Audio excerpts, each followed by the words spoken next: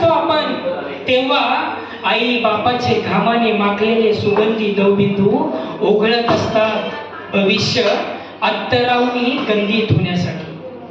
तारुण्याच्या भुलव्या धुक्यात असतो आपण तेव्हा आई बापाचे घामाने माखलेले सुगंधी दवबिंदू ओघळत असतात भविष्य अत्तरावनी गंधित होण्यासाठी. आपल्या मौज मजा उन्हाळपणात आडवे येत नाही, आपल्या नकळत भल्या बुऱ्या कारनाम्यांचे गोडवे गात नाही.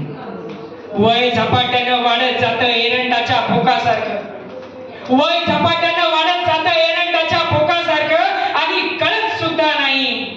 तरी बघा ना आपण असतोच मेहंदीच्या नक्षीला स्वप्नांचं झुंबर लावत नव्या उमऱ्याच्या प्रतीक्षेत असतोच ना.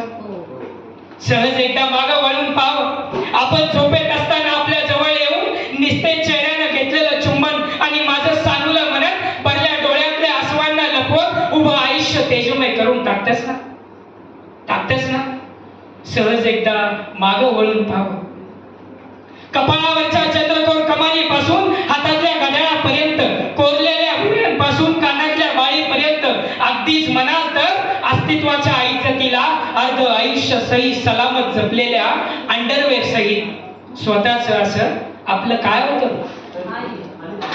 चार चौघात आई बापाला कडकडून मिठी मारायला आणि त्यांच्या पवित्र पायांवर नतमस्तक व्हायला जेव्हा लाज वाटते ना मित्रांनो, तेव्हा हे ओठांवरले शब्द, ही डोळ्यांची दुनिया, हा जिवंत देह, हा समंत सारा, या दुनियेची किमया सांगा.